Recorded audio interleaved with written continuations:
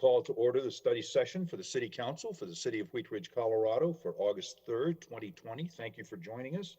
We have two items on our study session tonight. We have on item number 1, Zoning 101, talking about how we get to zoning, what our zoning issues look like in our regulations, and prep on that. And number 2 is the review of public notification procedures and policies for land use cases, which has been brought up by Mr. Stites and Ms. Hoppy. So those are our two items on the agenda.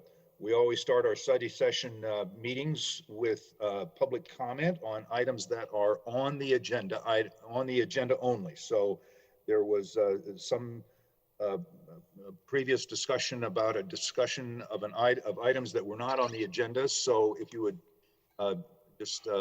like to speak on any items on the agenda, now is your opportunity to do so. You may raise your hand in the Zoom format. On the telephone, you may ask to speak, and I will recognize you. And I will ask Ms. Scheck, who's in council chambers, I believe, or at City Hall. Is there anyone at council chambers tonight wishing to speak on any agenda item? No one in chambers tonight, Mayor. Okay, thank you very much. Do we have anyone with their hand up in the Zoom format? No, we don't. Okay, is there anyone joining us on the telephone from the public who would like to speak tonight on an agenda item? I don't hear anyone, so we will close our public comment section and go to agenda item number 1. And then Mr. Goff, do we have a staff presentation on this item? We do. Our instructor this evening is going to be Lauren Mikulak, manager, and Ken Johnstone's here, also our community development director. But I think okay, well, I don't know if I should address you as Dr. Mikulak, but Instructor Mikulak, please proceed. Thank you. Let me share my screen and get everything organized here. Oh, and for the record, I will say that we have all of our city council members present tonight for tonight's study session. We thank you all for being here and hope that Ms. Holteen had a nice vacation. Very good. Can you see the blue slide that says Zoning 101? Yes, okay. We can. Zoning 101. Awesome. Well, thank you for having us, indulging us here tonight. So I think you know me, Lauren Mikulak. I manage the planning division in the community development department. And I'm happy to be here to talk about zoning. We call ourselves planners, but as you could tell from our memo, we're really just zoning geeks. We didn't expect it to be quite that long, but we couldn't help ourselves. So I am going to go through a presentation tonight. I won't cover everything in the memo, but I do want to reinforce some of the more important points. My presentation is maybe 15, 20 minutes long, and then Ken and I would welcome your questions on any of the topics. I want to cover some of the background information that we provided and then spend most of my time speaking on the 3 types of zone districts that we talk about the most frequently when you're reviewing zone change applications. So the base or straight zoning, planned developments, and mixed use. So we'll jump right in. Zoning is essentially the link between our guiding documents, so the pie in the sky documents, and the real world built environment that we see around us. So our vision and policy documents like our comp plan and the NRS and our sub-area plans are all asking the question essentially of what we want the city to look and feel like. And zoning translates that vision into a set of rules and regulations. And then as development occurs over time, it's those zoning rules that results in the built environment we want to see. So the homes and businesses and neighborhoods and corridors that make our community unique. Zoning essentially asks 2 basic questions. It's a set of rules that dictates the use and development of private property, and it answers what can I do with my property and what can it look like. So for example, can I have a detached garage at my home? Yes or no? What can it look like? Can it be in this location here between the house and the street? How tall can it be? How far from the property line? Or in a commercial context, our mayor may have asked, can I have a restaurant on this property? Yes or no? How much parking does it need? How big can the sign be? How much landscaping is required? So zoning is going to regulate the size and shape of buildings. It regulates the design of a building and the design of the site horizontally. So parking, landscape, lighting, signage, setback, screening, height, and more. You know, I think that the answers to those 2 questions depends on the zone district. And Wheat Ridge was incorporated in 1969, and we inherited much of our zoning from Jefferson County. So this is actually an image of our original zoning map. It's from 1972. We do actually have to refer to it every so often. And you can see on the left-hand side, maybe there's a legend. So we didn't have as many zone districts then as we do now, because as is typical, our zoning map evolves and our zoning regulations evolve as our community's vision evolves. So today, this is our zoning map, I think printed in November. We have 26 different zone districts, and each district, represented here by a different color, essentially has its own rule book and its own distinct answers to those questions of what you can do and what it can look like. Historically, zoning was used to separate seemingly incompatible uses. So zoning essentially came around in the early 1900s when folks in America in particular were trying to separate industrial uses and slaughterhouses from residential uses. It was really actually born in a public health movement to get neighborhoods away from heavier industrial and commercial uses. And we still see that legacy today. So when you look at your map and just sort of squint, you can see that the yellowish greenish colors are our neighborhoods. And then the wider range of colors are the commercial corridors and employment areas. All of these colors can essentially be categorized into a few different types of zone districts. So in the memo, we described the base or straight zoning, land developments, mixed use, and overlays. And I really want to spend a few moments talking about those first three, because those are the zone districts that you see most often in the city in our zoning map, and also you as a body that you see as the subject of zone change applications. So if nothing else after tonight, we hope that you feel like you understand more what these three types of districts are and why we would recommend one over the other in different contexts. So we'll start with base zoning. Our base zone districts are essentially our most traditional type of zoning, and they're really prescriptive in terms of separating residential and commercial uses. And in that way, they're really pretty inflexible. It's the most common form of zoning across the country, and it dates back to those early 1900 zoning codes. And for the most part, we inherited these zone districts from the county when we incorporated. You don't see a lot of zone change requests to these districts because of a couple of code provisions that we've actually had on the books for some time now. So the first of those is that for any residential property over 1 acre in size, the code prohibits a rezoning to one of these base districts. So if a residential property is over 1 acre, it actually has to go to a planned development. And we'll talk about that in a minute. And then secondly, the code actually prohibits a rezone to 4 out of these 5 commercial zone districts as well. And that's based on our city's historic reliance on planned development zoning. It wasn't until 2012 that we started allowing properties to rezone to this industrial employment district. And that was specifically at the recommendation of one of our vision documents, the city's comprehensive plan. So in preparing our memo, we did a little analysis of some of the zone change requests just to give you a sense of how few you really see of these. In the last 10 years, there were only 6 requests to a base zone district. And in the last 20 years, out of 99 zone changes, only 14 went to a base zone district. So it's just not a great option, in part because of the sort of reason for folks asking for a zone change, and in part because of those 2 code provisions. What we provided in the memo were a couple of examples, because I think some of this just makes more sense when we base it in the real world and real world examples. So our most recent zone change actually that you saw last Monday was a zone district to base zoning. So a zone change from agricultural 1A1 to residential 2. That was for an existing duplex on 46th Avenue. And this really represents the most common type of base zoning request, where you have a smaller lot trying to correct a mismatch between the zoning, the use, and the surroundings. So these kinds of mismatches are actually fairly common in the city, since so much of it was built before the city existed, when we were unincorporated Jeffco. The second type of zoning I want to talk about are planned developments. And we have 5 different types: residential, commercial, industrial, mixed use, and hospital. That's what that middle initial stands for.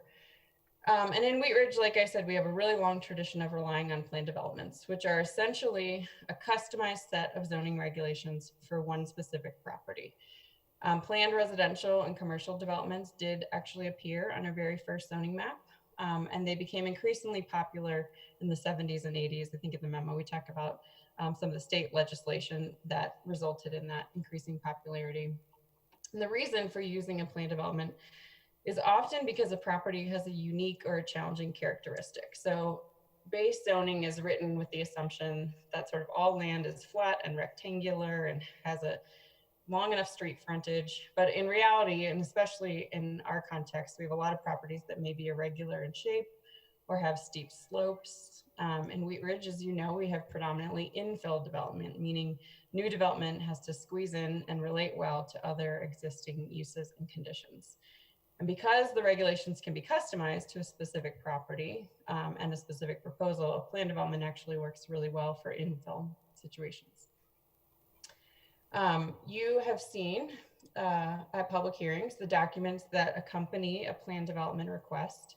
And one of the benefits of a plan development is actually the transparency of the process. So plan developments are sometimes called negotiated zoning because an applicant has to prepare all of these drawings and present them and provide very clear answers to those two questions. What are you going to do with your land and what is it going to look like? So they prepare and share, our applicants at hearings, exactly what they're going to do with the land. These drawings show the site design, the architecture, the landscaping. We call them outline and specific development plans. And for the other types of zone change requests, this kind of detail is never provided. It's not required to be provided. Another recent example of a plan development would be the property on 38th Avenue. As you know, that property's been vacant for a really long time, and it's a unique site because of its visibility and its frontage on one of our few commercial corridors on 38th Avenue. But it's also tucked in next to the neighborhood that's shown here in yellow. It's in irregular shape. It has some funky topographic challenges. It's just a tricky site. I've been working for the city for 10 years, and I would say in that time, we've probably met with 6 to 10 prospective developers about this specific property, and frankly turned away many of them who inquired about commercial uses or apartments. You know, we had processed previously an application for townhomes. This is sort of the quintessential infill property surrounded by existing development with a wide range of uses. And at the end of the day, the reason that we recommended a plan development here is not only because it exceeds 1 acre, but because the plan development gives everybody more control and more clarity on what can happen and what it can look like. And in this case, sort of how it relates to the surrounding conditions. So with the plan development that you recommended or that you approved, we get the lower density single family homes next to the neighborhood and the duplexes next to the street. And we get that with certainty through this drawing that they had to provide. We also get architectural controls, which we don't actually have for our residential base zone districts. We also get a lower maximum height than other base zone districts. And this is essentially customized zoning for this property and this property's specific surroundings. From an applicant standpoint, there's actually some downsides to a plan development, and namely that they are timely, costly, and the process can be unpredictable. So applicants probably spend tens or hundreds of thousands of dollars preparing those drawings, the outline and specific development plans, and they aren't always approved. And plan developments also take much more staff resource, not only to review on the front end, but also to enforce over time on the back end. And that's essentially how we get to our third type of zoning, which is mixed use. The 2005 NRS Neighborhood Revitalization Strategy and the 2009 Comprehensive Plan both recognized that there was a lack of investment in the city's commercial corridors at the time that those documents were made. Developers were going to other cities, and small businesses were not reinvesting in their own properties, not just because our demographics and our market was different, but because our approval process through a plan development was simply too timely, costly, and unpredictable. So those documents said we needed an alternative that would not only attract high quality development, but also ensure it. And so in 2010, we wrote the regulations for 4 new mixed use zone districts. We wrote them with our corridors in mind and for the areas close to the interstate and the train station. And for these districts, when it comes to that first question of what you can do, there's really a lot of flexibility in terms of use. So we allow commercial or residential, or a mix of the two in these districts. But for that second question, what can it look like? The code is very, very prescriptive in terms of the building and site design. So it's very predictable what a site will look like for us if it's developed under one of these mixed use districts. And our council at the time approved the rezoning of Wadsworth and 38th Avenue. We talk in the memo about city initiated rezonings. That was approved essentially to facilitate investment under the MUC and MUN zone districts to implement the vision documents for those two areas. So going back to that first slide, we couldn't achieve the vision for those corridors without the right zoning rules in place to achieve the built environment that our documents were calling for. I actually thought of another mixed use example after I wrote the memo. This is Fruitdale School property on 44th Avenue. And it was rezoned to mixed use neighborhood in 2016. This is what the zoning map looked like before that zone change request.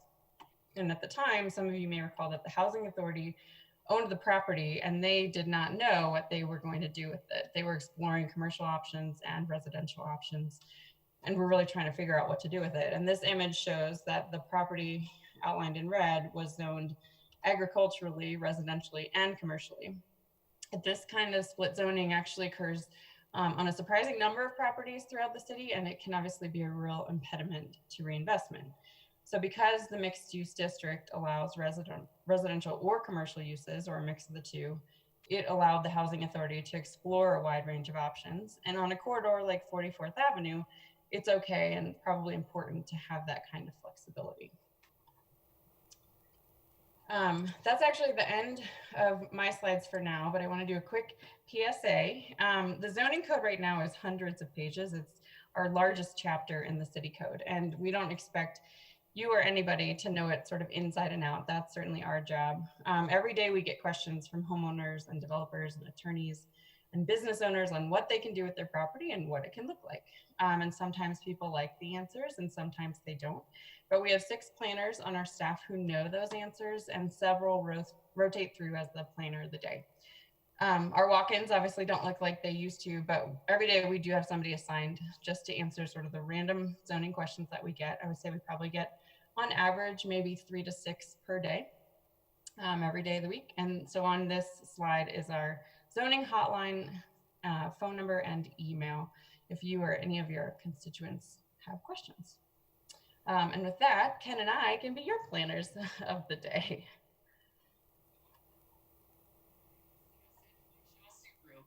The past several weeks have been tough on Colorado residents. Okay, let me get off of, there we go. Thank you very much, Lauren. We will open it up for questions from council. Who has a question? Raise your hand.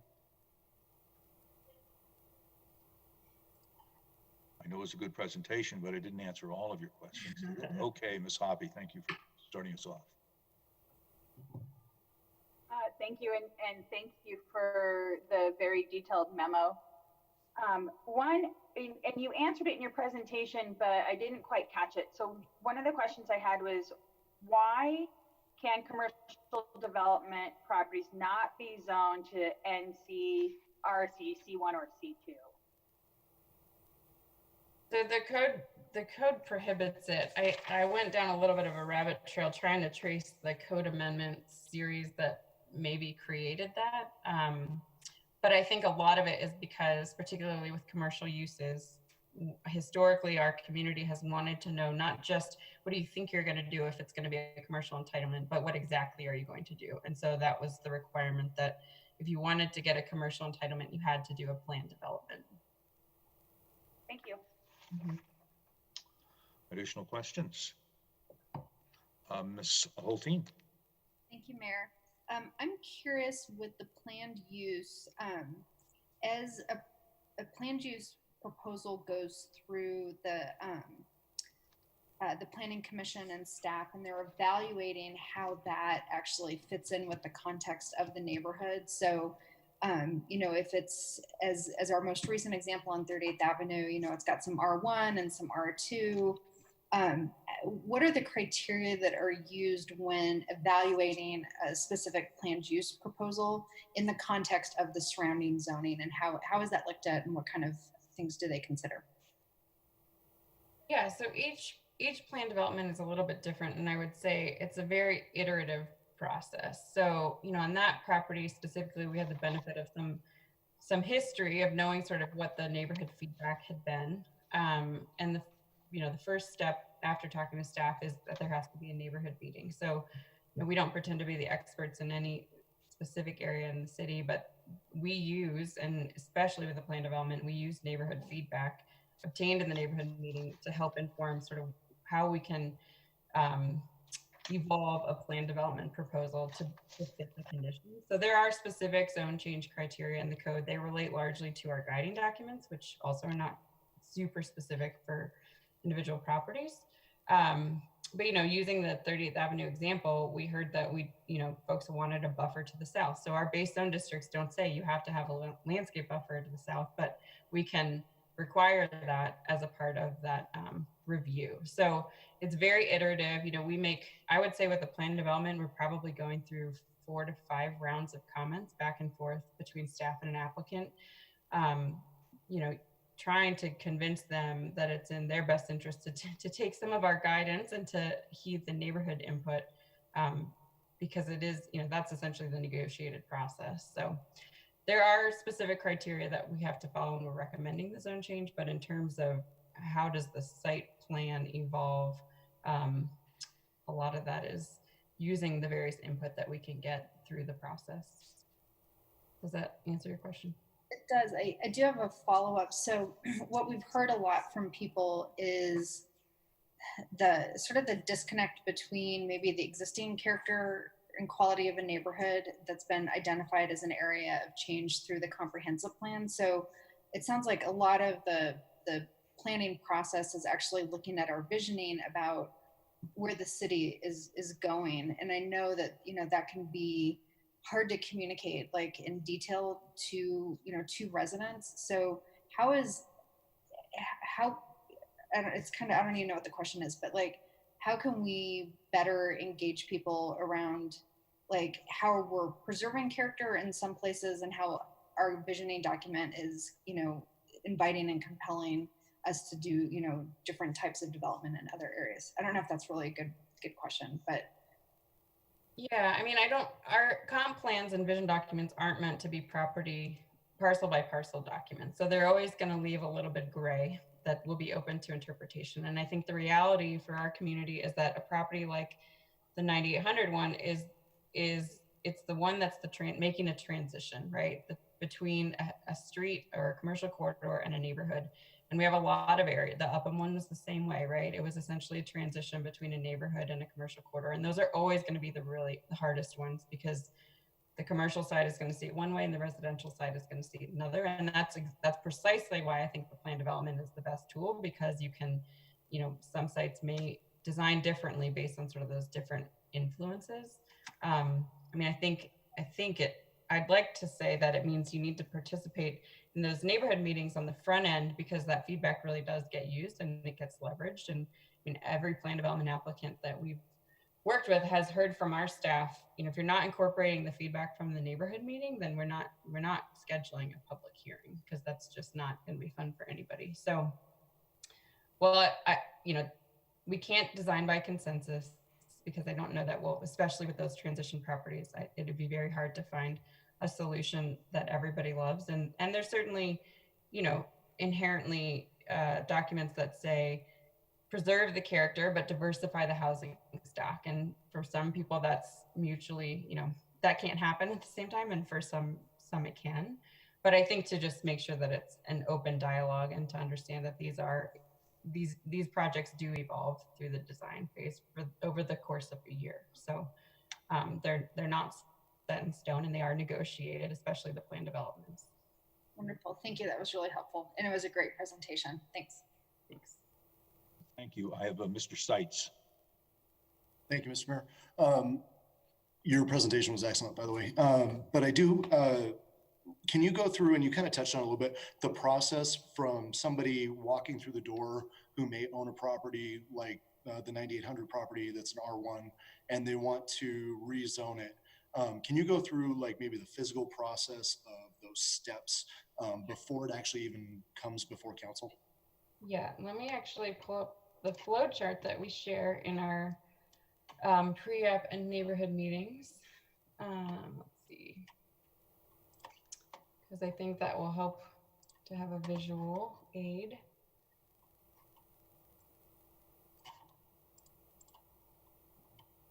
Okay.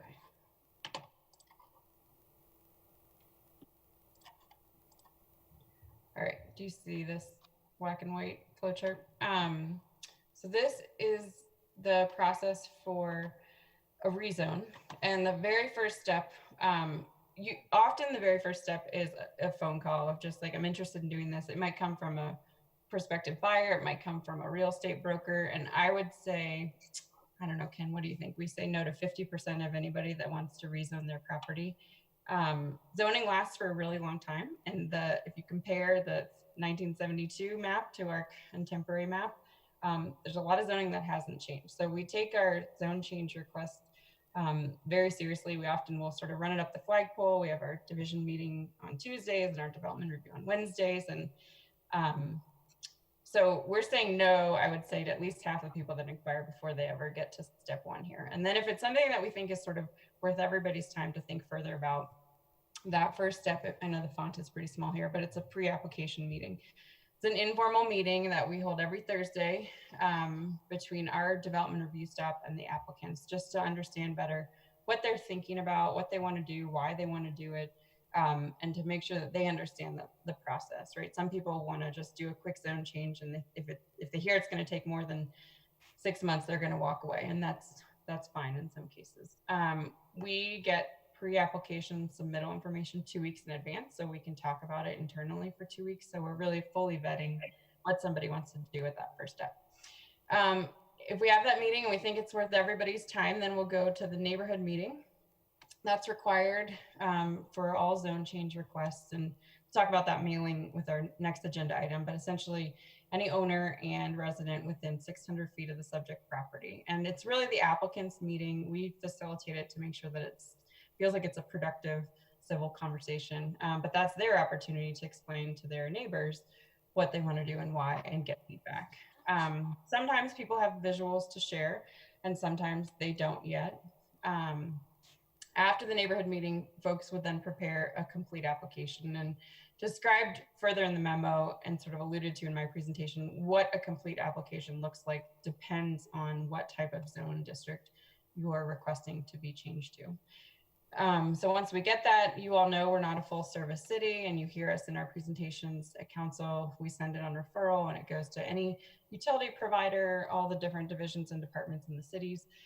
For a base zone district or a mixed use district, that application may just be a simple letter. So this referral process can happen pretty quickly. We get comments, we let the applicant know those comments, and then they may go straight to hearing. But for plan development, the step 4, 5, 6 rinse repeat cycle usually lasts, I would say, 6+ months, 6 to 12 months, depending.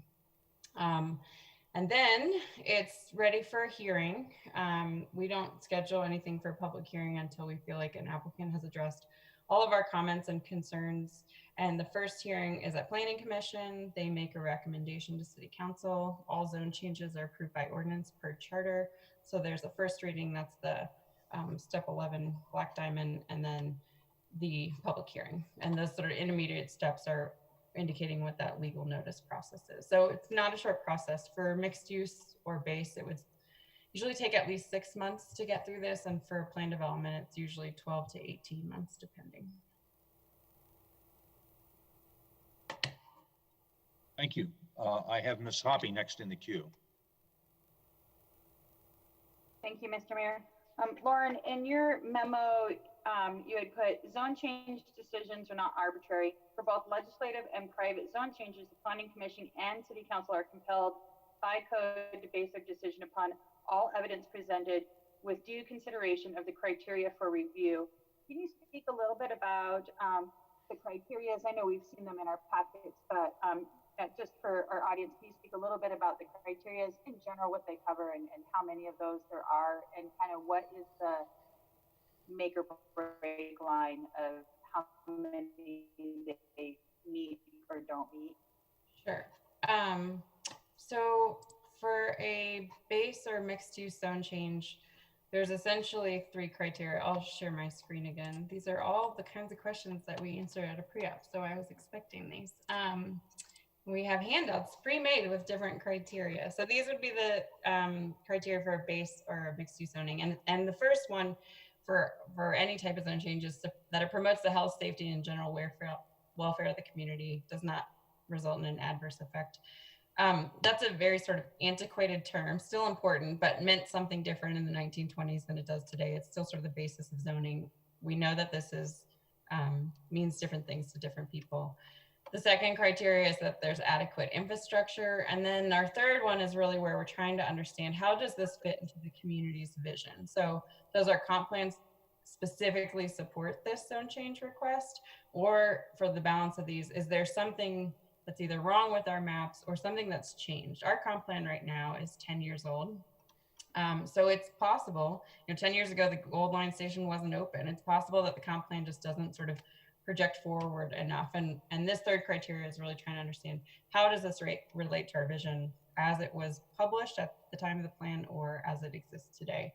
There's nothing in the code that says you have to meet 2 out of 3 or you have to meet all of them. That language in the staff report, I might have even quoted, it's really about how do you make findings that address these criteria.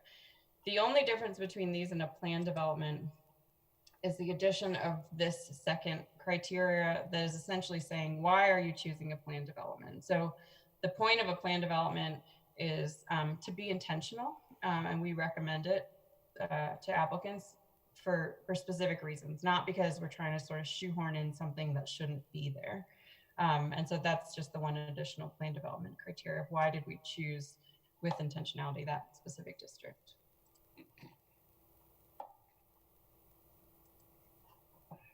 Thank you. Additional questions? Ms. Nosler-Beck. Thanks, Mayor.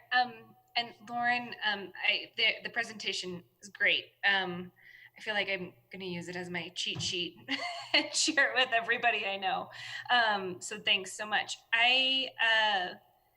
I'm just wondering, I get confused when I'm looking at the zoning stuff and it's like R2, I understand all of that, but then when it has like an A or a B after it, I don't know what that differentiation is all the time. And that's come up already, I think twice for us. And I just would like some more clarification. Sure. And if you can explain it in as easy of and understandable a way as you did with the presentation before, that'd be great. Yeah, I will try to do that. So you should be able to see the list of the R series on your screen. And I'll just, annotating on Zoom is not great, but so the R1 series essentially means you can have a single family home, and the letter designation is just signaling to us how big is the lot. So R1 can be 1/4 acre. R1C, I think, is 5,000 square feet. So these are just, is it a huge single family lot or is it increasingly smaller? And each of these districts has a different minimum size and width.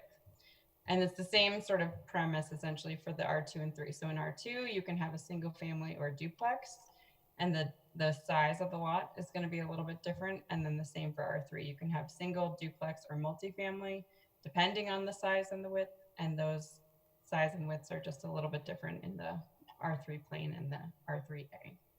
We have a web page on our city's website called Find Your Zoning, and there's a little table sort of summary for each different base zone district that shows those different sizes, widths, and setbacks essentially. Right. Super helpful. Thank you. Yeah. Okay, additional questions? Mr. Urban. Thank you, Mr. Mayor. Going back to the item you brought up regarding the number of applicants that are not considered or that don't make it to that pre-app meeting, and thinking about that, in some ways, I think that would help our residents understand the amount of buffeting that is occurring at that stage, that the city staff is protecting the neighborhoods to a certain degree from unrestricted growth, and being able to quantify that in a way that gives the residents a better understanding of how much our staff is doing to protect the character of the neighborhood, given the number of applicants or number of units or the density that's being requested, and there's just being flat told no. And at this point, we're not really seeing any of that from a council perspective, because we're only looking at those applicants that have made it, to a decision point. Whereas if we could see that X number of square foot were considered for rezoning and didn't even make it off the table, that would, I think, help us communicate that the cases that are being brought forward to council are but a very small percentage of the overall, sort of pressure that's being put on the city to grow. Right. So in a sense, we already have, a growth restriction going on just because of the way that the zoning staff is sort of working through what's not even going to be plausible, but we're not really even seeing that. So if there could be a way to, like you mentioned with the Johnson Street property, we had 6 or 8, but only 2 of those came before council, and having a better understanding. And that may not be appropriate within a given case, but maybe on an annual or quarterly report or some sort of, status report, giving us an indication of, how many times have we said no and what that looks like. Yeah. Sort of a no Yeah. report. It's not often you have to track your unhappy customers, but we can certainly do that. It's actually a series of interview questions when we hire a new staff member in our division is not only how would you deliver the bad news, but sort of scenarios, understanding like, does somebody really have the gall to sit and deliver bad news? Because a lot of people aren't happy when you tell them, you can't do that. But we do that on a near daily basis. And Yeah, I think it's a good idea. We can think about how we can try to paint that picture. Thank you. Ms. Weaver. Thank you, Mr. Mayor. Lauren, thanks so much. And just to follow up on Mr. Urban's question, could you also talk a little bit about Planning Commission's role? Because I think that having been on it for many years and seeing the depth of what Planning Commission sees compared to what then happens to council and kind of their role, just if you could just highlight that for our constituents a bit as well. Sure, yeah. So our Planning Commission is made up of 8 representatives, 2 from each district, and they're appointed. And the way that we describe it to the commission is that the pro and con of their role is that it's not political, right? They're not elected, and they have the luxury of not being in your hot seats where they can really explain to their audience, we are compelled to just look at the code. And that's why we got appointed, to just look at the code and our comp plan. I actually got the question from a planning commissioner at one time of like, why are we always recommending approval? And it's in part because of what we talked about earlier, that we don't like to waste anybody's time on things that we don't want to recommend approval on. But Planning Commission reviews nearly everything that City Council reviews, and they also have an additional subset. So for example, for plan development, where Planning Commission and Council would see the zoning component of it, the outline development plan, the transparency part of a plan development is that the Planning Commission then has to review the very specific site details. So they get into a lot more of the detail in the weeds, I would say, if we're trying to compare your 2 roles. And Planning Commissions have been around essentially since the dawn of zoning for specifically that reason, to try to remove the political component of land use decisions, which, as you know, can be challenging. Thank you. Ms. Hoppy, and then Ms. Stozman. Lauren, can you just go over briefly kind of the differences in the processes when something is base zoned and the property owner has a use by right? So if it's an R2 and they have the space, then they have a right to use that space according to our code. So how does that process happen when someone says, I'm going to come in and build a duplex on this R2? Right. So if you had zoning that allowed for a duplex, the next thing that we have to look at is whether the lot is big enough and wide enough. So just having a use by right doesn't mean you can automatically go ahead and build. All of the other zoning regulations apply. So the size of the lot, can you park it? Can you accommodate enough landscaping? I mean, it comes into play when we get those sort of duplex townhome questions. And we've done an analysis recently of what is the potential? How many R2 lots do we have that have a single family home but would be eligible to have a duplex based on their size and their width? That kind of question actually comes into play even more with a commercial development, where I think we get some of our communities uncomfortable with the idea of the variety of uses allowed in mixed use, but we know that a property the size of the postage stamp, just because a grocery store is permitted, it doesn't mean it's actually can happen, because you can't accommodate the other rules that are applying in terms of parking and landscaping and drainage. So is the use permitted is the first question and the first hurdle, but there are still several other hurdles beyond that that would allow something to actually get developed. Ms. Bozeman. Thank you, Mr. Mayor. So I was actually very interested to see that planned development has been in use since the city's incorporation. You would think that with as much flack as it's been getting lately that it was a new concept, but so I was really interested to see that. And I wanted to thank you for the very thorough memo and for getting it out to us so that we could review it and for your presentation. I think this is extremely helpful. And I think it's also really extremely helpful for the public to understand that the planned development actually allows for stricter regulations than any base zoning. And so we've kind of had many conversations surrounding that topic, and we've really tried to stress that mixed use neighborhood and planned residential developments allow for the city to have a lot more strict and impose a lot more strict regulations than any of the other base zones. So can you maybe touch on that? And I know you touched on like the back and forth of public input versus, the outcome, but can you maybe go through a day in the life of a planned residential development and just say, like what that true vetting process is and the strict regulations that you often see, I guess? Sure.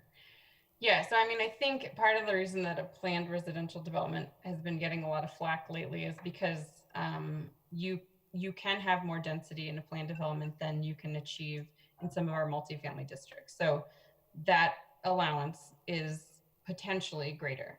That said, when somebody comes in and wants to do a planned development, and let's say they want to do more density, our answer and sort of constant comment is that these are a give take. So if you're going to say, I want to have a few more units, then what is the community getting from that? Is it super high quality design? Is it, is it better landscaping? Is it a bigger buffer on a certain side? So with the planned development, in my mind, the message to a developer is always that it's a give and a take. So, we've seen some planned developments where they're asking for a little bit more in terms of the unit count, but they're also providing more parking than our base zoning would usually provide, or a higher landscape coverage, or more detail in terms of the architecture. So my impression is that the perception is that getting more units potentially through a planned development is circumventing the zoning.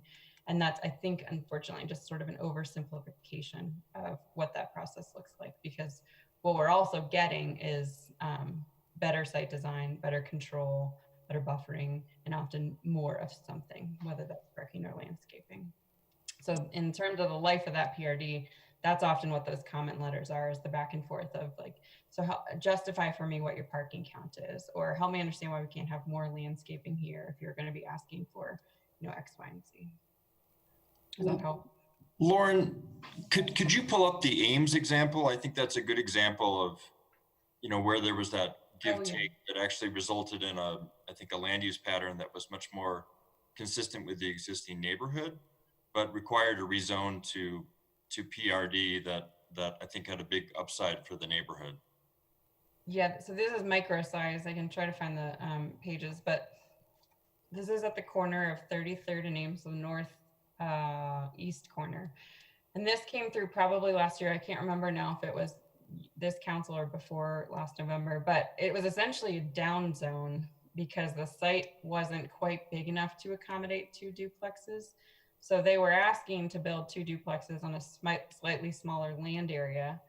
But the alternative of what could have been built here was 5 townhomes. And so they said, if we could have two duplexes on a slightly smaller land area, we're going to limit the height. We're going to make sure that they're architecturally compatible.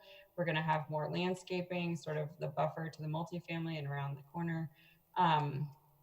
So it was a down zoning in that under the previous zone district could have had more units and could have been taller.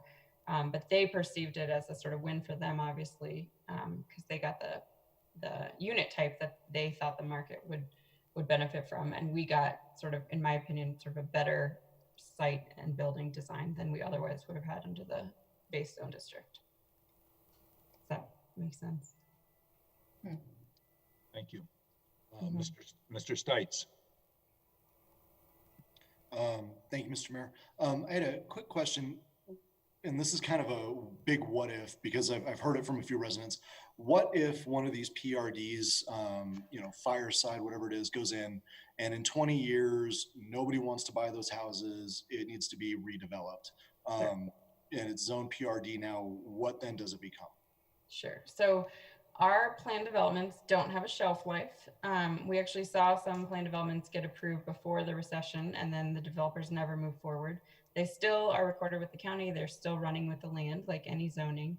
But what has to happen is they essentially go through a new zone change process. So anytime we have a planned development that has to change those zoning standards, so number of units or height or setback, or just sort of the general design, we consider it to be a change in the zoning standards and goes all the way through the process. So it can happen over a long span of time, like in your example, like maybe 20 years later, it just needs to be different. And I think the bigger fear that I've heard is the bait and switch. You told me you're going to do 10 units, but what if you come in for building permits for 12? And that's just, it can't happen. These are set in stone in the same way that our zoning code is set in stone, and any change to those development standards on the outline development plan have to be processed as though it was a brand new zone change. That was kind of my next follow-up question to that. With Johnson, there were two plans that needed to be submitted, I believe. One was submitted and the other one wasn't. Can you talk about that a little bit? Sure. Yep, that's a good question. So plan development is a two-step process. There's the outline plan, which is giving us the what are you going to do and what could it look like in terms of the standards. So max height, setbacks, architectural design. Plan developments cost hundreds of thousands of dollars. So with, you've got to get a drainage engineer, a landscape engineer, an architect. And the way that we can offer it is you can get your zoning. So for example, on Johnson, the document that you saw, you can get your entitlement to have these permitted uses with this general site design and these minimum and maximum standards. And then you can come back and do the second document where you're paying your architect and your drainage engineer, and you're getting the very specific drawings. And your only next step, if that gets approved, is to go to building permit.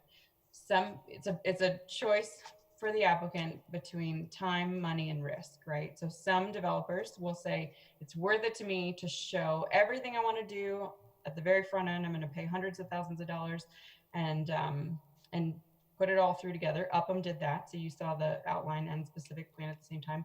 And other people, understandably, want to sort of test the water and give enough detail so that we all understand generally what it's going to look like, but we'll then follow up with those specific drawings, which also have to go to a public hearing at Planning Commission. So our code allows those to be concurrent or subsequent submittals, but it's always a two-part document. Thank you, Ms. Hutchinson. Thank you, Mayor. I just have a question. Thank you for your presentation. And I enjoyed reading this, actually. I highlighted some things in there.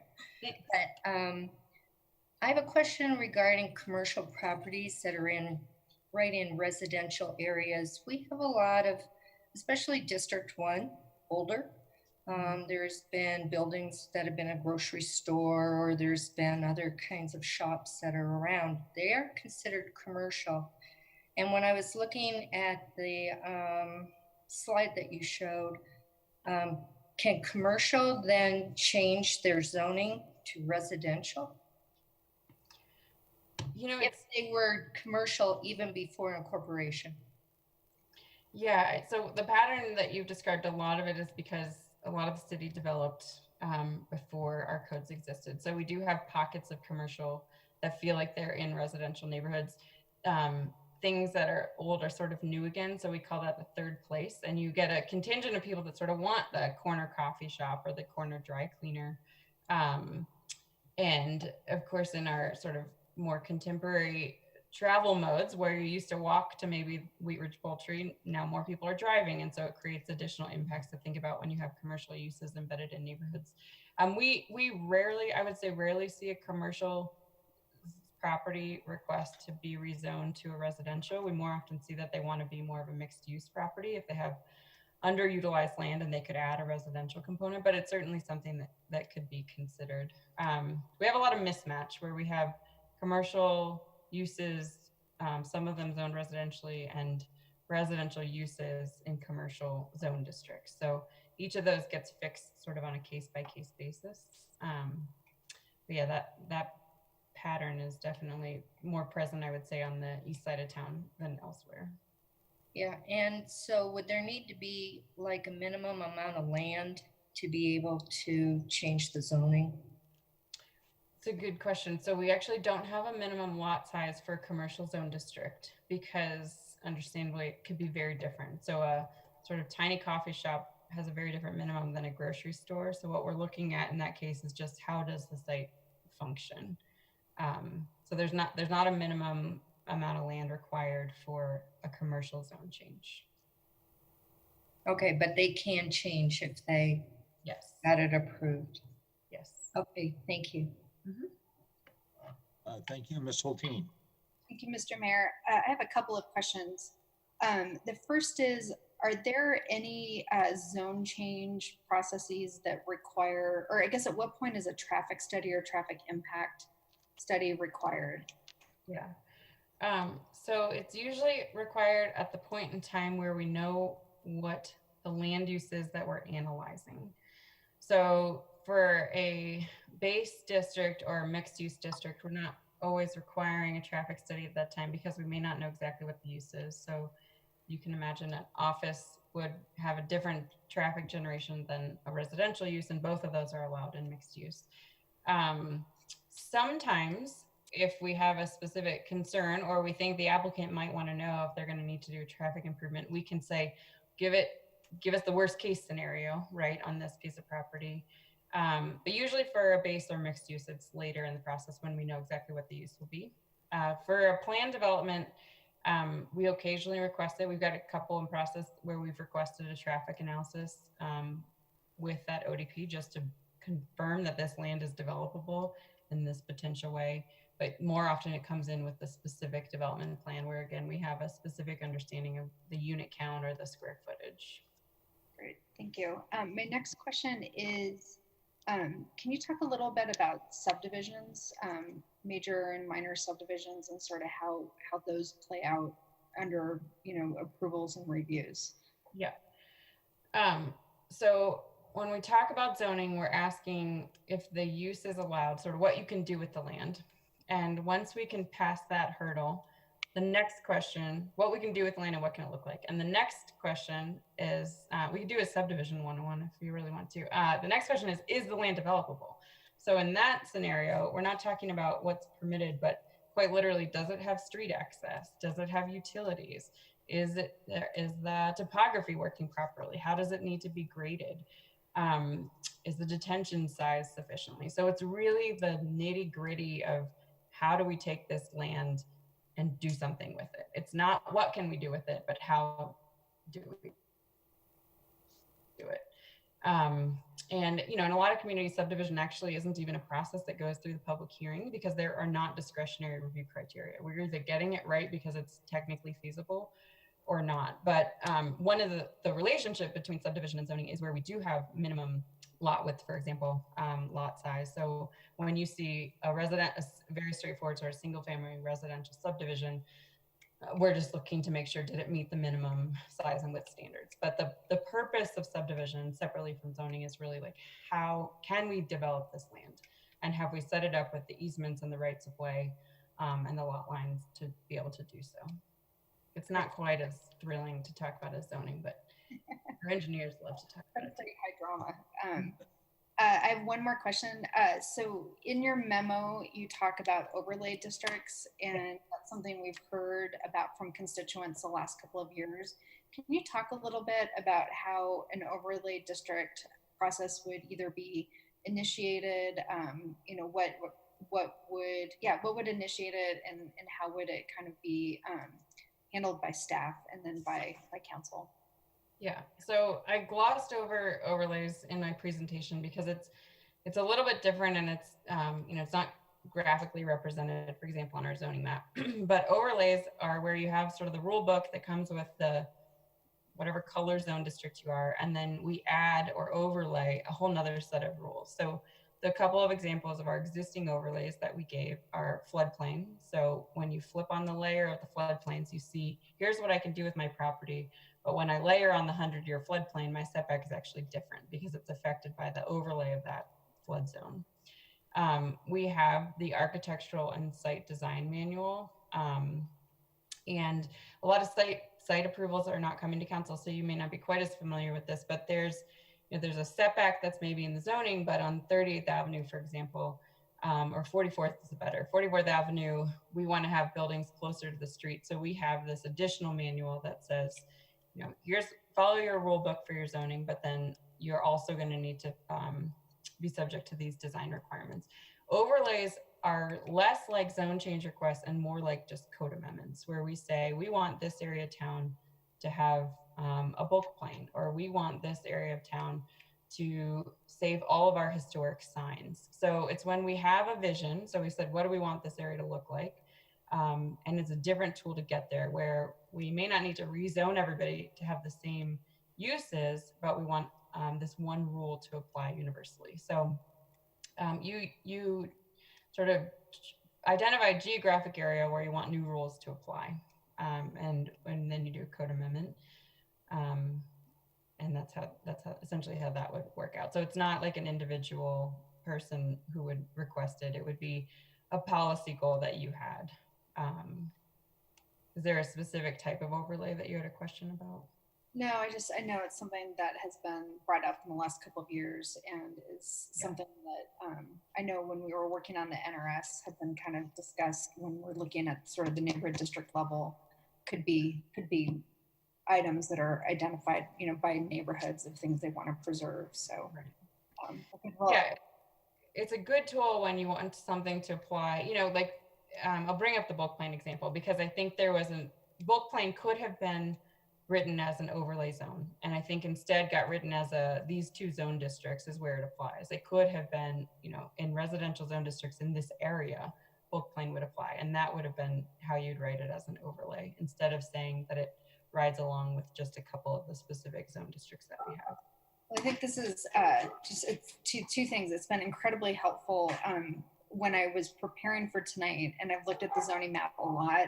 I've walked neighborhoods a lot. I mean, we have such a lack of consistency. When we were doing the NRS, the consultants the first night were like, we were just lacks coherence when it comes to what do you do with it? And of course, we're like, we love the quirky, but at the end of the day, you have to translate that into something that makes sense. So I really appreciate, sorry, my dogs have something to say about this. So I appreciate the work you guys do to translate sort of a lack of coherence into something that is really helping bring quality. And I feel like I just got a graduate degree or a graduate credit. So I really appreciate it.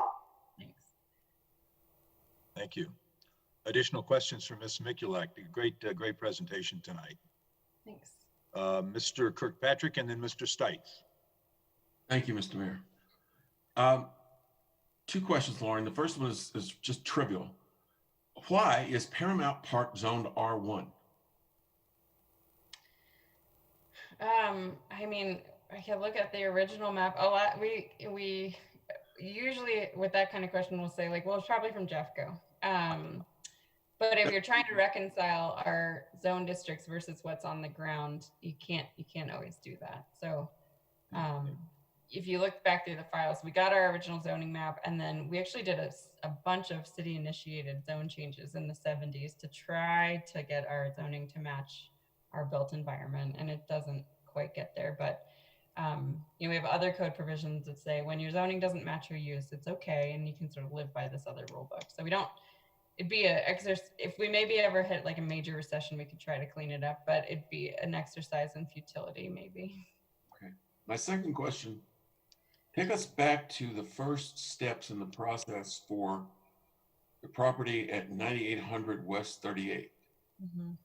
I've just acquired this property, or I'm going to acquire this property. It's zoned R1, I believe now. Mm-hmm. What options would I, as a developer, have if I purchase that property? Is there any option other than a PRD? No, not in that case, because it was over 1 acre in size. So really, which begs the question, and I'll put this to the mayor, to Ken, to you, to anyone who wants to answer it. I've only been in municipal government now 9 months, but I'm wondering what the history of zoning and zoning changes and so forth in Wheat Ridge translates into in terms of our reputation as a city that invites business and residential development. Sure. What I mean, compared to our neighbors, what advantages or disadvantages does our particular history have for us?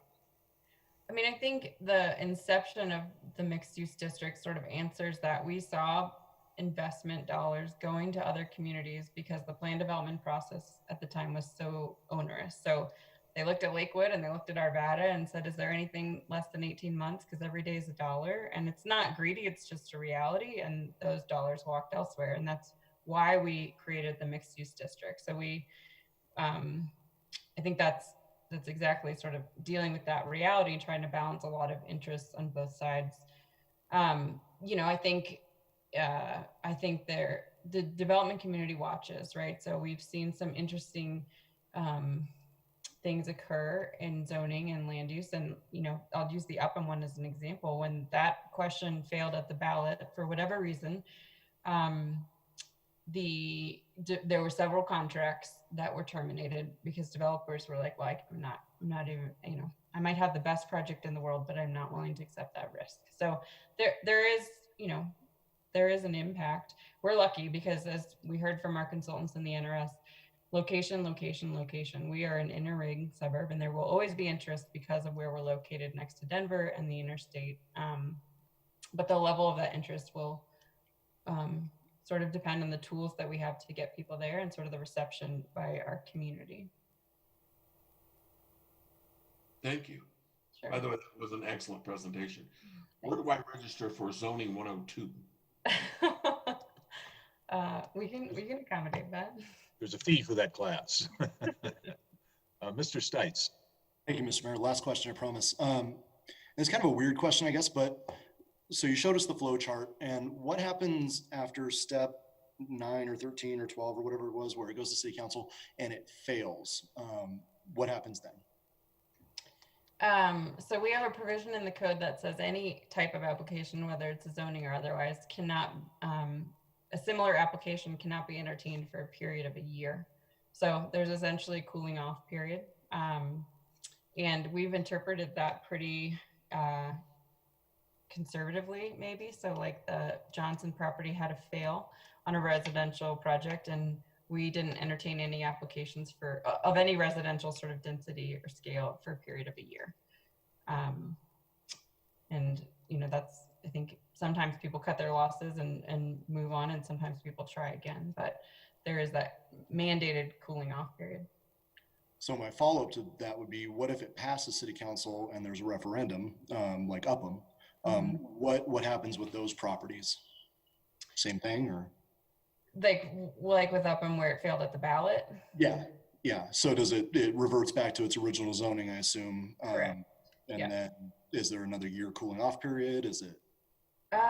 We've not had to figure that out yet because we've had a couple pre-ups for that Upham property and nobody's been interested in moving forward. So I think we've now probably passed the 1 year. But that's the first time it's happened in my time here. So if there's a referendum, though, it doesn't say that zoning is going to be that zoning forever. It just says until the next application comes in and. Right. Yeah, zoning doesn't expire. So it is what it is. It reverts back to what it was, and then it is that until somebody wants to try something else. And if I can ask one more kind of, I don't know if you even want to answer this question, you can say no. Do you know, in your expert opinion, why 2E, why Upham failed on the ballot? I mean, as you know, by the 14-page synopsis, zoning is complicated and it's hard, and ballots are political. So it's really hard to sort of message and educate. For the Upham one, frankly, anytime there's a ballot question, staff is really limited in what we can do and what we can describe and what we can say when something's on the ballot. Zoning is complicated, and feelings about development, as you all well know, are heated, and I think it becomes a sort of more of a PR thing than a zoning issue, for better or worse. Really appreciate your presentation tonight, Lauren. It was really good. Thank you. Thank you. I believe Ms. Hoppy had her hand up. I have an impression that now sounds like I was under the wrong impression, but I thought that if it fails at council, if you make a significant difference in the application, then you can reapply. And I thought it was something like a significant, as in like a 30% change or something like that. And so can you correct me, please? That is the word that's used, but there's no further explanation in the code what we mean by significant. So, we try to picture, what if it was on the front page of the paper? Would we sort of get general consensus as a community that this is significantly different? And the only other time we've had to interpret that is, was the 14 or 16 townhomes significantly different than the 10 residential units? And from a traffic standpoint, they're pretty similar. From a drainage standpoint, they're pretty similar. From a height standpoint, they're pretty similar. So we made that call that wasn't a significant difference. So each one is sort of case by case, and we err on the side of, can we feel like we defend that on the front page of the paper? So would it still have to be? Would it still have to be a year though? You would have to make a significant difference and still wait a year, or you can make a significant difference and then reapply. Just turn around and reapply. If we decide that it's significantly different, you can reapply without that wait period. Yeah. Thank you. Yeah. Okay, additional good discussion, good questions, good answers. Any more questions and answers for Ms. Mikulak? It's still, she's still on the grill. No, he's called our squad. Think of him later. All right. Well, thank you very much for your presentation. Looks like we've exhausted the council questions. So thank you very much for that presentation. Yeah. And we will continue to work on zoning issues, all of us. We'll go to item number 2, and this is a review of public notification procedures and policies for land use cases. And Mr. Stites and Ms. Hoppy brought this up. And I don't know if they want to start the discussion, or Mr. Goff, do we have a staff presentation on that item? We do. I think Professor Mikulak is going to do this one too. If I don't want to give her a break so she can get a glass of water, but I think this item is fairly narrow in its approach, and based on what we heard from Mr. Stites and Ms. Hoppy. So it's not too complicated, but we could introduce it if you'd like. That if Mr. Stites doesn't have anything, or Ms. Hoppy. Or Ms. Hoppy is here with her hand up, so I'll go to her. In the spirit of giving Lauren a quick break, Councilmember Stites and I had significant conversations with several people in the community, and a lot of those conversations were around, well, I didn't know, or I was just outside of the notification, or it was unclear because there was only one sign and there were 3 lots, so that kind of stuff.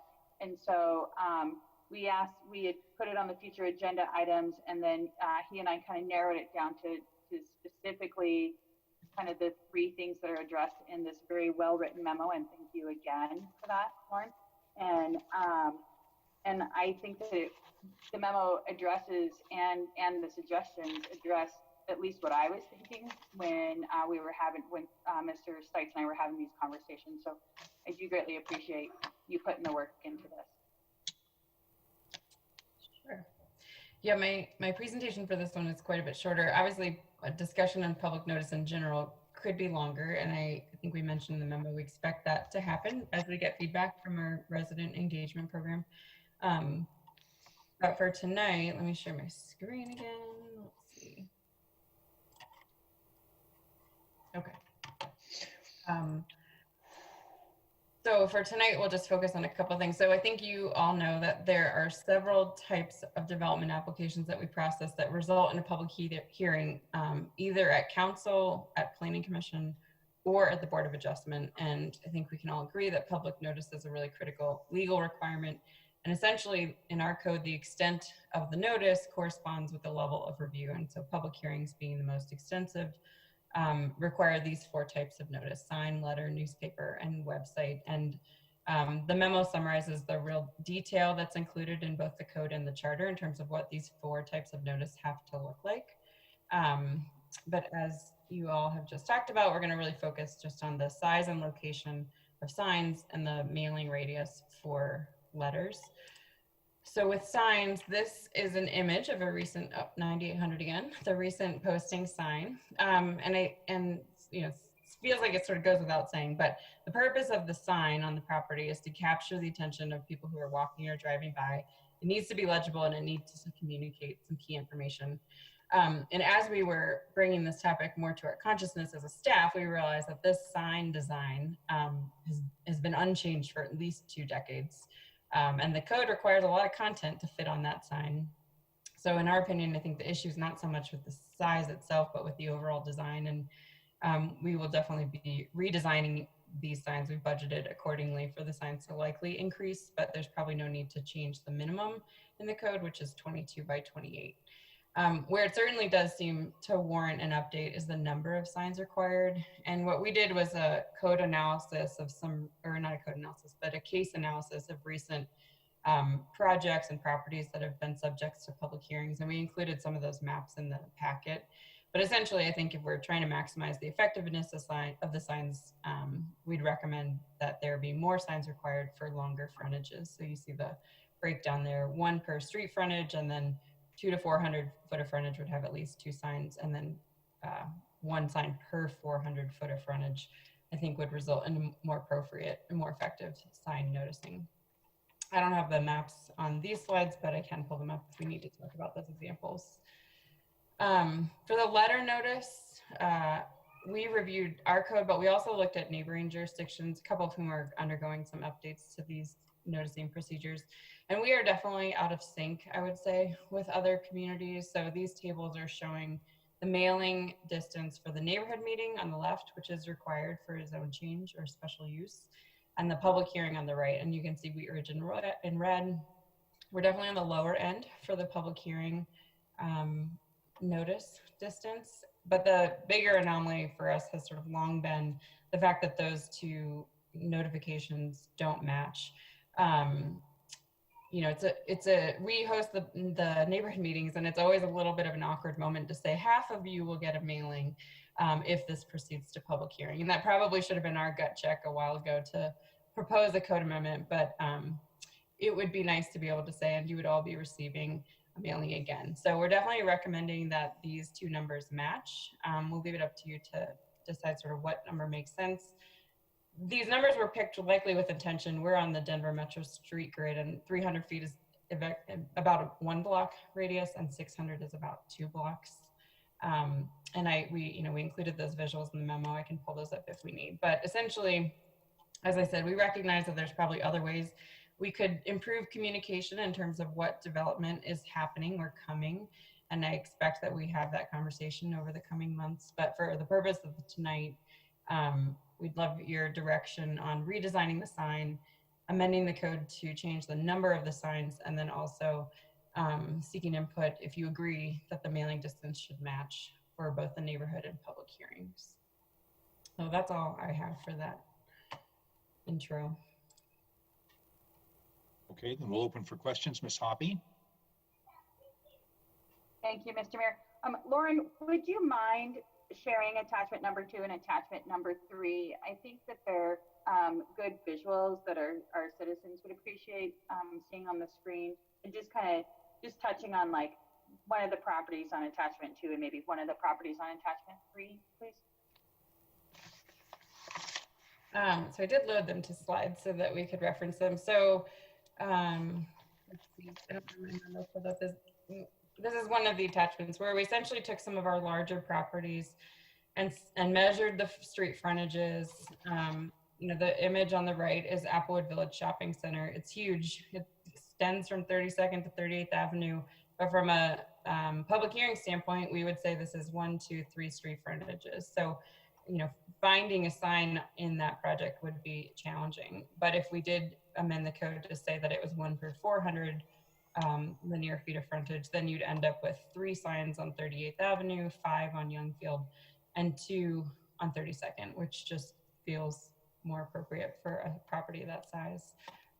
This is the vacant property at 44th and Kipling, so same thing. This is likely would be a public hearing if they would to move to subdivision, and same theory that large frontages probably warrant a few signs, even though on a vacant property, 1 may be easier to see. More would be better. And then we looked at smaller projects as well. So on Upham, this is where I think we had some frustration over, there were 4 homes on 3 parcels and only 1 sign. This frontage is 260, so we could at least bookend in the future on a property of this size what the limits of that subject property is. I think that makes a lot of sense. And then the other exhibit that we included was just sort of a sample of what a mailing radius looks like. This is a property on 30th Avenue that was rezoned to mixed use.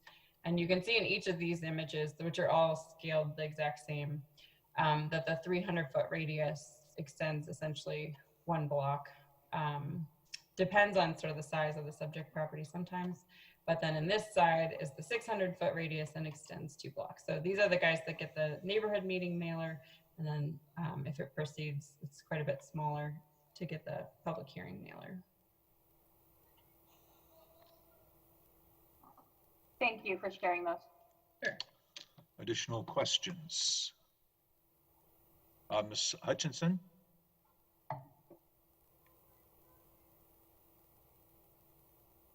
Got it. Thank you, Mayor. After reading through this, I do agree with having more signs so that it's more visible for when people are going by. And then also increasing the neighborhood meeting letter and the public hearing letter to 600 feet. 2 blocks is really nothing when we're doing development here. And we talk about people might not know what's going on. That kind of would cover it. And also, we're only one of 3 cities listed here that has a difference. Most of the rest are the same between their public meeting and the neighborhood meeting and the public hearing. So I agree. I like the idea of the 600 feet for better communication. Thank you. Thank you, Mr. Urban. Thank you, Mr. Mayor. I don't know if there's a way for us to create a mechanism whereby someone at the community meeting can elect or request to be put on a mailing list for a public hearing, or for those that are driving by a particular property can sign up for to receive a notice of some kind relative to that particular hearing, or if residents could be put on a citywide mailing list for all public notices, regardless of their location, to sort of turn it around, as opposed to, having people having the requirement that they need to be adjacent to the property in order to know what's going on.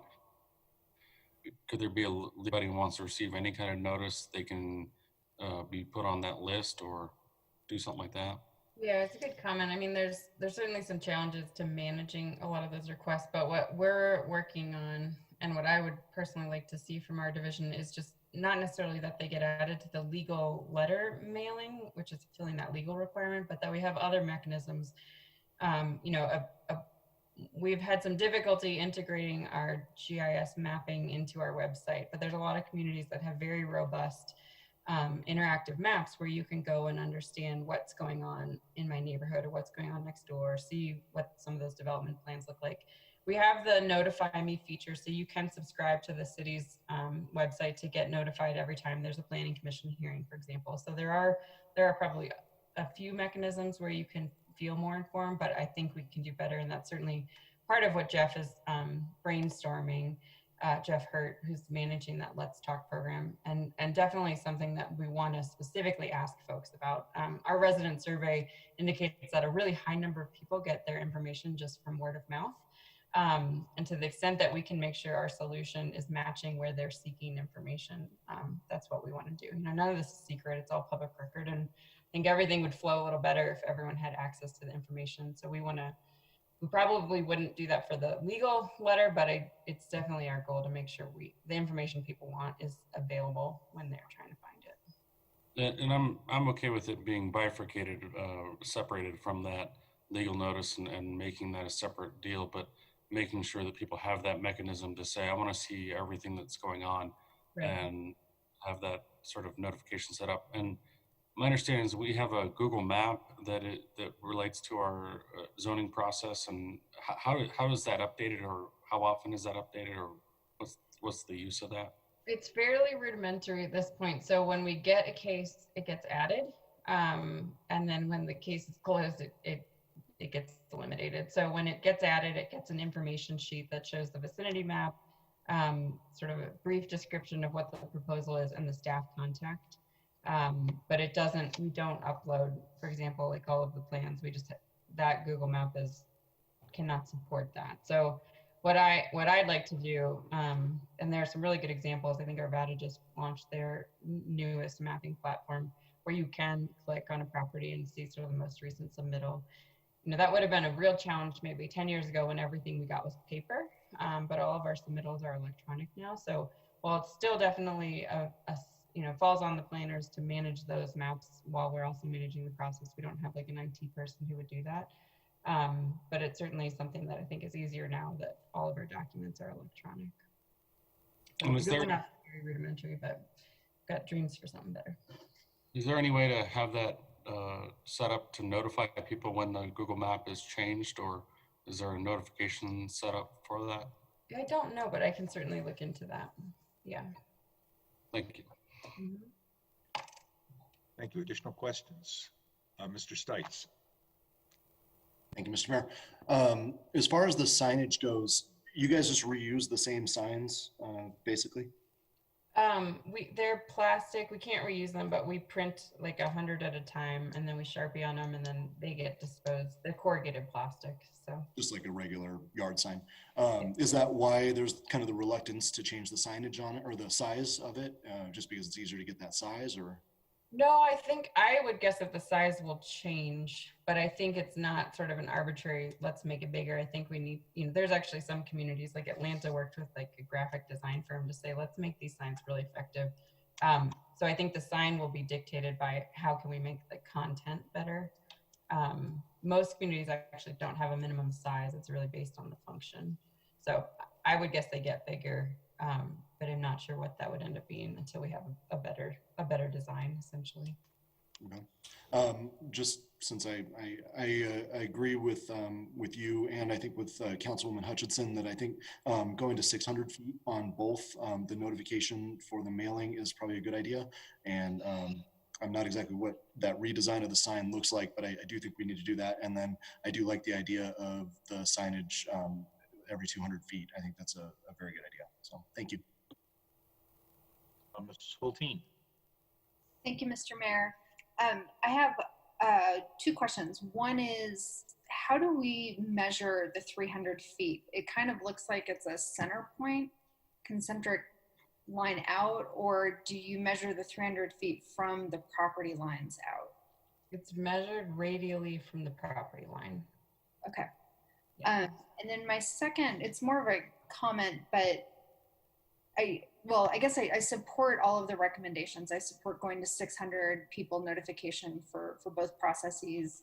And I definitely support updating the sign. As far as the placement of signs on the frontage, I think it would probably be pretty rare, but in the event that you've got two properties that have less than 200 feet of frontage, I think it would be good to still require bookending signs on that so that we're identifying that in some respects. So I'd like to suggest we consider modifying, in the event that it's less than 200 feet, multiple properties or multiple improvements, something to delineate it so that it's not confusing to people. I think in the case of Upham, a sign on each one might have been confusing, but that one's over 200 feet, but the bookend signs I think would have been really helpful. So just to make sure I captured that. So if the frontage is less than 200 feet and comprised of one parcel, then one sign is fine. But if it's less than 200 and comprised of multiple, then we bookend. Yeah.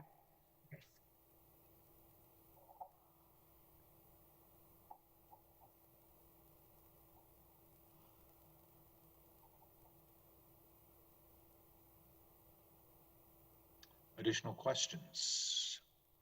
Ms. Hoppy?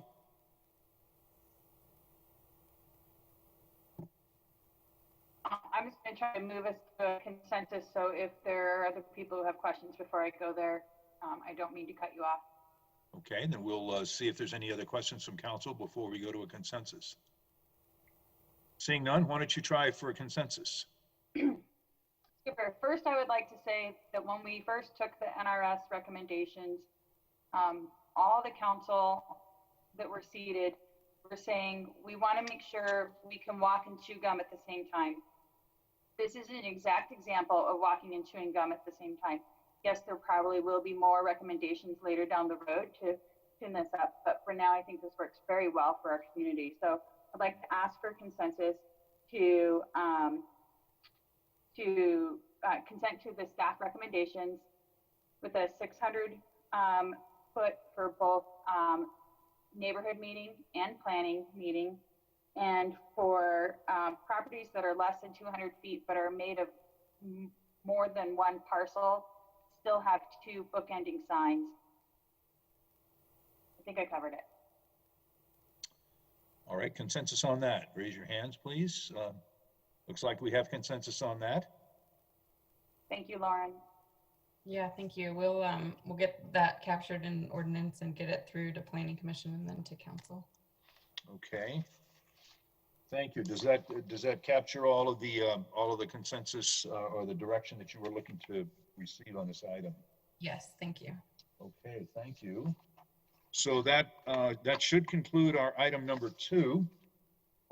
We will now go to staff reports. Mr. Gall. Mr. Mayor, I thought this conversation was going to go much longer, so I didn't prepare anything additional this evening. Well, don't start now. So I'm good. Thank you. You're good. Okay, then I will throw it open to our electeds who are on the screen and invite Mr. Miller also, who's with us. Is there anyone who would like to have anything for our public out there? Ms. Hutchinson.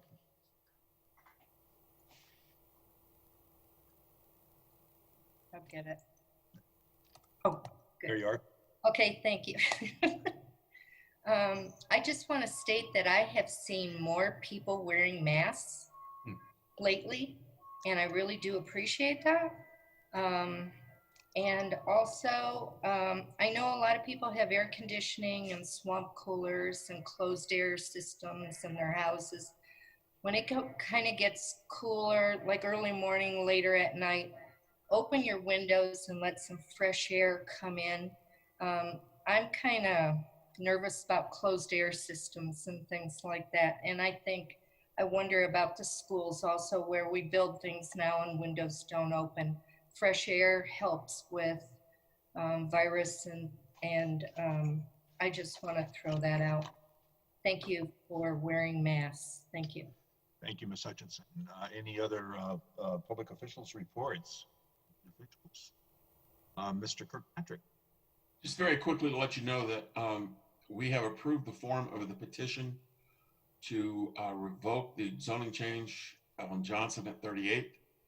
I have no other details about how many signatures have been collected or anything. I bring it up only because we have seen a number of signs around the city inviting people to come to a driveway coffee or a garage sale / petition signing. So you may be able to participate in some of those conversations if you are tending to the signs you see. And if any developments occur other than that, I'll be sure and let you know immediately. Thank you. Additional elected officials reports.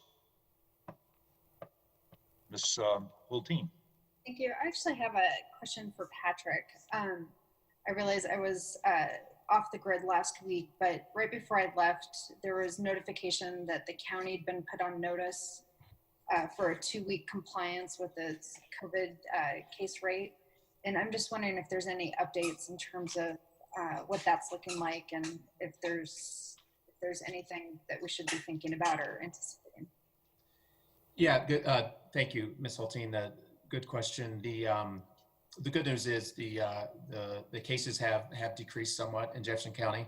I don't think they're below the threshold yet. I don't know the exact number, but there was Jefferson County had like a 92 case increase like overnight a week or so ago, which really took the county over the threshold of what was allowed. We had a conference call with Dr. Johnson last week, and he mentioned that they believe the case increases in Jefferson County are coming from either folks who live here traveling and then coming home and maybe bringing it back, or people traveling from outside into Jefferson County. And then also the large number of small gatherings that are starting to happen. People are having barbecues, baby showers, different things like that. So maybe not coming from large events, but people are getting more comfortable in having people over into their backyard or into their house, and they believe that's where some of the increases are coming from. They do believe, though, that if our variance expires, that it really won't impact the county all that much, because after the county got their variance back in June, the state made a bunch of changes to what was allowed and not allowed, and the state's changes are almost as liberal or more liberal than what the variances were for the county. One variance change that would be impacted on Jefferson County is group sizes, mainly. As an example, like in gyms, the variance that Jefferson County had was you could allow up to 50% capacity in a gym, but the state's only allows up to 25% capacity. So that would be one impact, but for the most part, the county would not lose. Don't necessarily want to promote that too much because we want people to wear masks still and try to get our numbers down. But what we've been told is the changes that the state has made statewide really override the Jefferson County's variance at this point. Great. Thank you so much. Thank you. Additional elected officials reports. Any other business that we need to come to tonight? Well, I'd like to thank everyone for joining us tonight. Ms. Mikulak, thank you so much. You've done yeoman service tonight and giving us some great information. We really appreciate that. Tough topics. Always thank you to Ms. Scheck for handling our IT on the meeting, and all of the counselors and the public who have joined us on this meeting. We appreciate you being here and learning how your government works. So we will be back at regular session a week from tonight at our Monday meeting at 7 o'clock. So we hope that you will all have a good week, and if you're possible, to join us then. So thank you very much. Good night, everyone.